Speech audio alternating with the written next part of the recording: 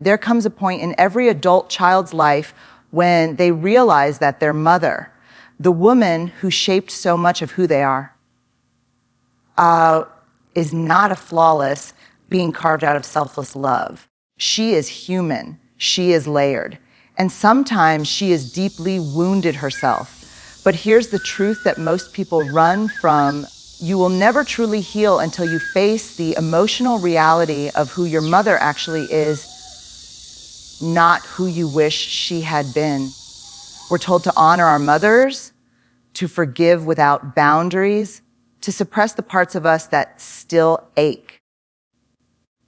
But healing doesn't come from pretending you're over it. Healing begins when you allow yourself to see the full picture, the love and the harm, the nurturing and the neglect, the connection and the control. So today, I want to share 4 truths that may sting a little, but they will also set you free. Because understanding your mother is not about blame. It's about liberation. It's about understanding where the pain started so it doesn't live in you forever. Every mother carries an invisible suitcase filled with her own history. The fears she never voiced, the shame she never unpacked, the love she never received. Before she ever became your mother, she was a daughter, a woman, a soul molded by her own experiences of affection and abandonment, approval and rejection. What she learned about love came not from a perfect source, but from whatever scraps of tenderness or trauma she was handed in her own upbringing. And when she held you for the first time, she didn't magically become healed. She brought those wounds into motherhood, the unspoken rules, the inherited silence, the expectations she could never live up to herself. Her love for you might have been genuine, but it was filtered through everything she had not yet faced within herself. When a mother's love is filtered through pain, it can become distorted, not because she didn't care, but because she didn't know another way. A mother who grew up in an environment where love meant obedience might have mistaken control for protection. She might have told you what to wear, who to talk to, what to believe, not because she wanted to limit you, but because control was the only form of safety she ever understood. Another mother, one who was shamed for showing emotion, might have taught you to hide your feelings. She may have said, "Don't cry," or "Be strong," thinking she was helping you survive in a world that punishes vulnerability, not realizing that she was also teaching you to disconnect from your own heart. Her words might have sounded practical, even loving, but underneath them was her own unresolved fear of being seen as weak. It's a painful truth to face sometimes. The very people who love us most can also be the ones who wound us most deeply. You may have felt smothered by her expectations or starved for her attention. You may have grown up walking on eggshells around her moods, unsure whether you'd be met with affection or criticism. Maybe she compared you to others, or maybe she never seemed proud, no matter what you achieved. And yet, behind her perfectionism or emotional distance was a woman who was likely terrified of losing control, of being judged, of not being enough. When you begin to understand that her behavior was a mirror reflecting her own pain, something inside you shifts. You stop asking, "What's wrong with me?" and begin to ask, "What happened to her?" That's not to excuse her, but to understand her. Because when you understand, you stop carrying her unhealed stories as your own. Understanding your mother's wounds doesn't erase the pain she caused, but it changes the meaning of it. It helps you see that her anger wasn't always about you. It was about the pressure she was under. Her coldness wasn't always rejection. It was a defense mechanism she built to survive. Her criticism may have been her way of protecting you from a world that was cruel to her. Her silence might have been exhaustion, not indifference. When you can see the layers beneath her behavior, you begin to reclaim your sense of self. You start to see that her love, though flawed, was real in the only way she knew how to express it. And in that realization lies the first breath of healing, because it means her pain no longer has to become your identity.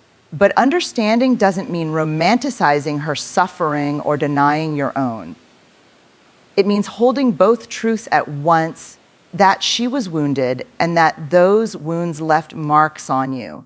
It's standing in the tension between empathy and accountability. You can honor her humanity without minimizing your hurt. You can love her and still name the ways she hurt you. You can see her story clearly and still choose a different ending for yourself. This is what it means to grow up emotionally, to stop seeing your mother as a symbol and start seeing her as a person. A woman who tried, failed, loved, hurt, and maybe never learned how to say she was sorry. When you reach that level of understanding, something powerful happens. You begin to separate your worth from her wounds. You stop trying to earn love by performing for it. You stop repeating her emotional patterns. You stop confusing control for care or silence for strength. You begin to build a new definition of love, one that's not filtered through fear, obligation, or guilt, but through truth. Because at the end of the day, the goal isn't to fix your mother. The goal is to understand the story that shaped her so you can write a new one for yourself. Her story may explain your pain, but it doesn't have to define your peace.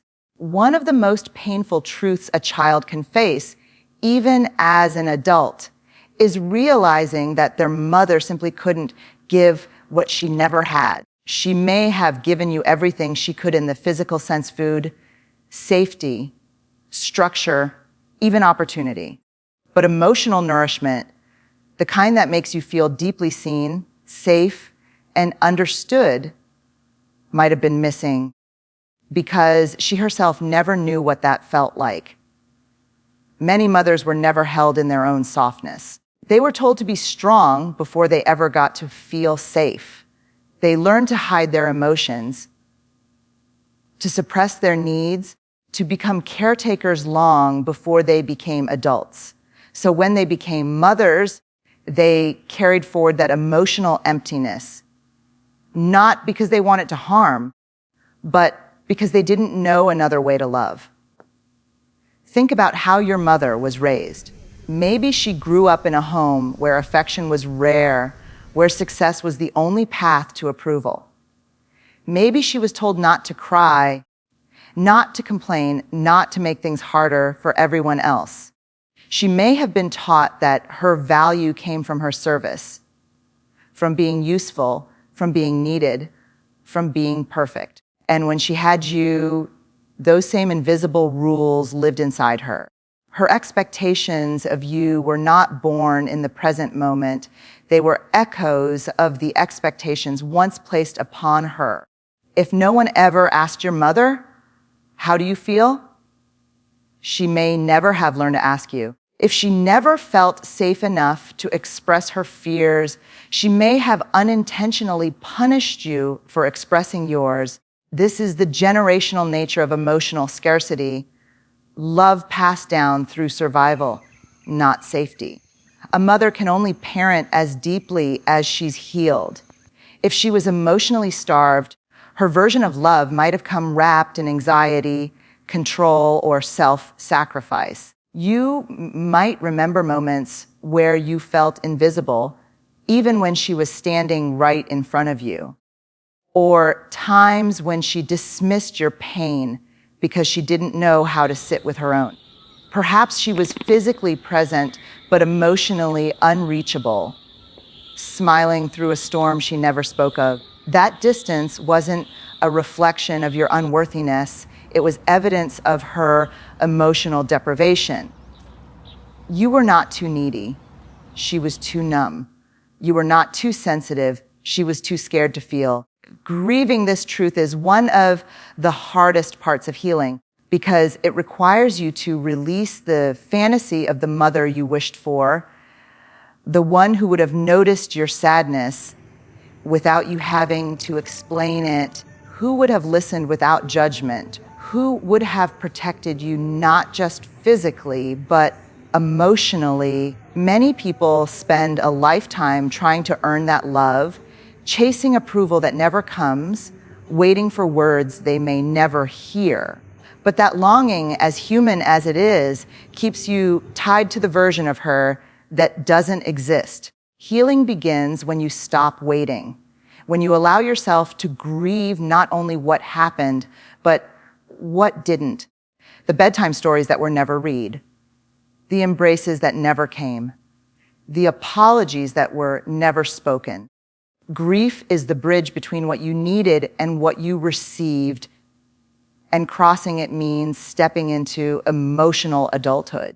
Once you see that your mother's limitations were not about you, you begin to reclaim your power. You start to understand that her silence didn't mean you were unworthy of being heard. It meant she was never taught how to listen. Her criticism wasn't proof that you were broken. It was her own self-judgment spilling over. Her absence, whether emotional or physical, was not a rejection of you. It was evidence of her disconnection from herself. These realizations don't erase the ache, but they begin to untangle the shame you've carried. They help you stop personalizing her pain. You start to see that love was never the problem. It was the lack of emotional tools to express it that caused the rupture. When you reach this level of understanding, forgiveness becomes something different. It's no longer about letting her off the hook. It's about setting yourself free from waiting for someone who doesn't know how to meet you. It's about compassion with boundaries, empathy that doesn't demand your silence. You can understand her story without living it again. You can recognize her wounds without making them your responsibility. And you can choose to stop repeating her patterns, to give yourself the validation she couldn't give, to nurture the inner child she didn't know how to soothe. That is what generational healing looks like. When you decide that the pain stops with you, she couldn't give you what she never received, but you can give it to yourself. You can learn to hold yourself in the moments she would have turned away. You can speak the words to your reflection that she never said out loud. You can choose to parent yourself with gentleness instead of fear, connection instead of control. The love you always longed for doesn't have to remain locked in the past. It can become something you build in the present. Because healing isn't about rewriting your mother's story. It's about reclaiming your own. For many daughters and sons, silence became a form of survival. You learned early on that speaking up, expressing anger, confusion, or hurt came with consequences. Maybe your mother would withdraw her affection, maybe she would lash out, or maybe she would crumble into tears that left you feeling responsible for her pain. So you learn to keep the peace. You learn to be the good child, the helper, the caretaker, the one who didn't cause trouble. You smiled when you were hurting. You apologized for things that weren't your fault. You became small to keep her comfortable. And while that silence may have kept the household calm, it fractured something inside you. It taught you that love and truth cannot coexist. But here's the truth you were never told. You don't owe anyone your silence, not even your mother. Love that demands silence isn't love. It's control dressed as peace. When you silence your truth to protect her from discomfort, you're not maintaining peace. You're maintaining dysfunction. You're carrying the emotional weight she refused to carry. You're parenting her feelings at the expense of your own. Every time you swallow your truth, you teach your body that your emotions are dangerous, that your reality is too much, that your voice is something to be hidden rather than honored. And the longer you live like that, the further you drift from yourself. There's a reason why confronting your mother's behavior feels terrifying. Because for years, her approval was your oxygen. You were taught that being loved meant staying agreeable, staying loyal, staying silent. To challenge her narrative feels like betrayal, when in reality, it's liberation. Speaking your truth doesn't mean you stop loving her. It means you start loving yourself too. You can tell your story without venom. You can name the harm without erasing the good. You can say, "That hurt me," without turning your heart into a battlefield. The goal is not revenge, it's authenticity. The moment you tell the truth, the illusion breaks. And even if it shakes your relationship, it strengthens your spirit. It's important to understand that your silence has likely protected more than just her comfort. It's protected the family narrative. Many families build unspoken rules around emotional loyalty. Don't talk about what happens here. She did her best. You're being ungrateful.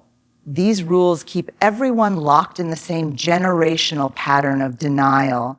But silence doesn't heal, it hides. And what's hidden festers.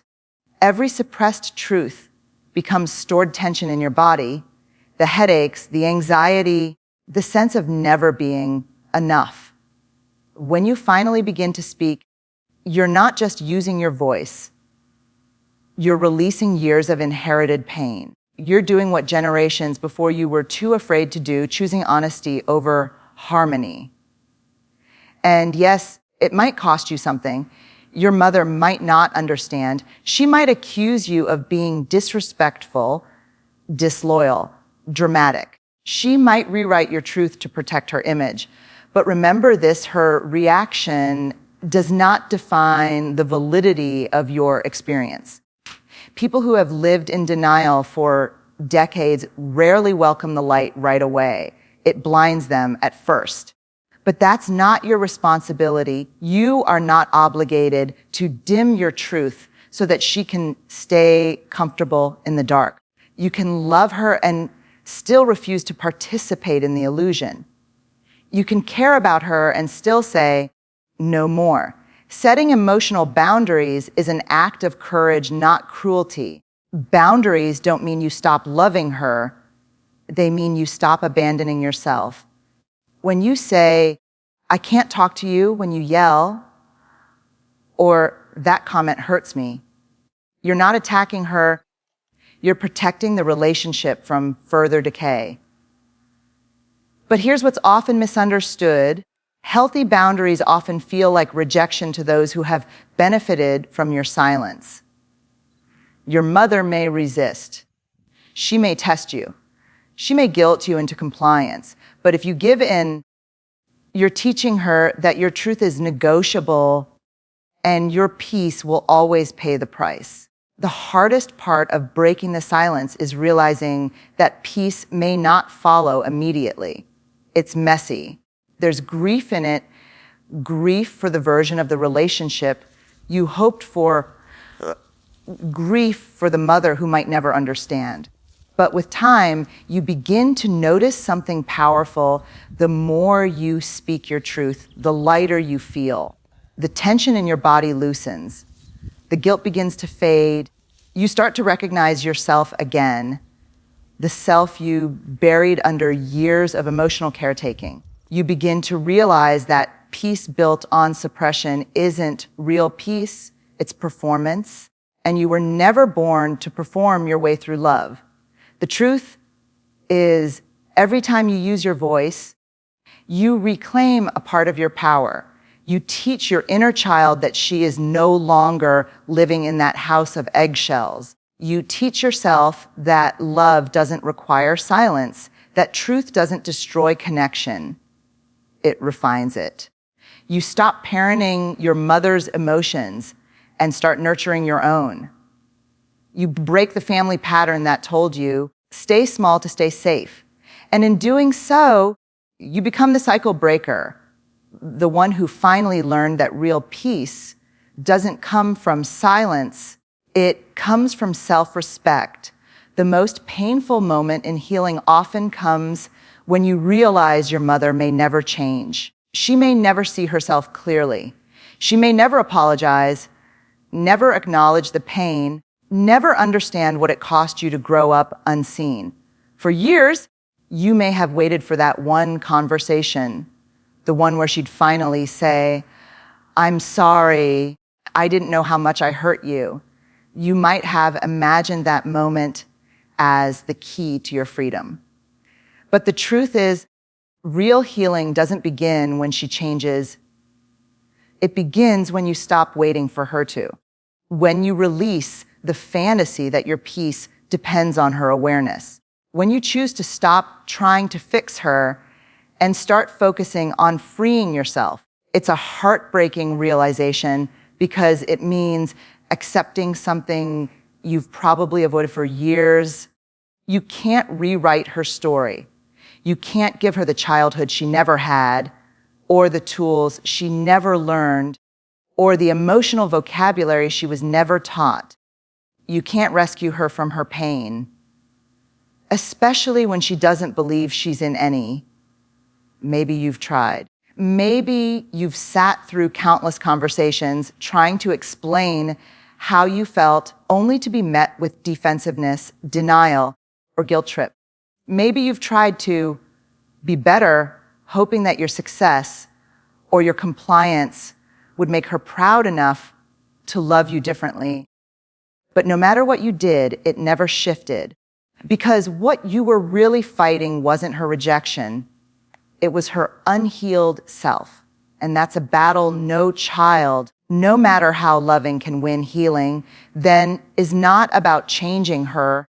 It's about reclaiming yourself from the version of you that kept trying. It's about recognizing the subtle ways you've continued to parent her in your adulthood, worrying about her moods, adjusting your words to keep her calm, carrying her emotions like they're your responsibility. You begin to notice how much energy you've spent managing her instead of living your own life. And then quietly, you start to let go. You stop chasing her understanding. You stop seeking her approval. You stop waiting for her validation to make you feel whole. Because the truth is, the closure you've been searching for from her was never something she could give. It's something you have to give yourself. Letting go doesn't mean cutting her off in bitterness. It means accepting reality as it is, not as you wish it could be. It means grieving the loss of the ideal mother, the version of her that might never exist, and in that grief, discovering your strength. You begin to parent yourself in all the ways she couldn't. You learn to speak to yourself with gentleness instead of criticism. You offer yourself permission to feel, to be messy, emotional, imperfect, without fear of judgment. You learn to sit with your pain without needing to numb it. This is reparenting, becoming the person you needed when you were young. It's not about erasing your mother's place in your story. It's about no longer making her the author of your identity. As you free yourself from the need to change her, you begin to experience something unexpected. Compassion that doesn't come from obligation, but from understanding. You can look at her and see her as she is, a woman shaped by her own wounds, doing the best she could with what she had, even when her best hurt you. You can see her flaws and still honor the parts of her that tried. You can love her without losing yourself. But most importantly, you can choose peace without her permission. You can love her from a distance if closeness keeps reopening old wounds. You can decide that your mental and emotional safety matter more than keeping up appearances of a happy relationship. And that's the freedom you've been searching for. Not the kind that comes with her approval, but the kind that comes when you stop needing it. The kind of freedom where you can see her clearly and still choose not to carry her pain any longer. You no longer see her as the source of your worth, but as part of the story that shaped it. You no longer see yourself as a broken child trying to earn love, but as the adult who's learned to create it. You realize that healing isn't about getting her to finally see you. It's about you finally seeing yourself. When you reach this place, everything changes quietly. You stop arguing with the past. You stop fighting to make sense of her contradictions. You start living from truth instead of from hope. You find yourself breathing differently, slower, softer, because you're no longer bracing for her reactions. You begin to trust your emotions again. You start to build relationships rooted in mutual respect, not performance. You begin to feel whole, not because she gave you closure, but because you gave yourself permission to stop needing it. Healing from your mother's pain isn't betrayal. It's a homecoming. It's you walking out of the storm she couldn't escape and standing in your own sunlight. It's you saying, I can love her and still choose me. And that is the moment you stop being the child defined by her story and become the woman or man writing your own. Healing your relationship with your mother is not about rewriting her story. It's about reclaiming yours. It's not about changing her, fixing her, or making her understand. It's about seeing the truth clearly and still choosing peace over pain, clarity over confusion, freedom over fear. There comes a day when you stop asking, why couldn't she love me the way I needed? And start asking, how can I love myself in the ways she couldn't? That's the day you stop waiting for permission to heal. Maybe your mother never learned how to love without control. Maybe she never learned how to comfort without shame. Maybe her silence wasn't hatred, it was her own heartbreak echoing through the walls of your childhood. But now, it's your turn to choose something different. You can choose to love without losing yourself. You can choose to speak without trembling. You can choose to let her story live in the past while you build something truer in the present.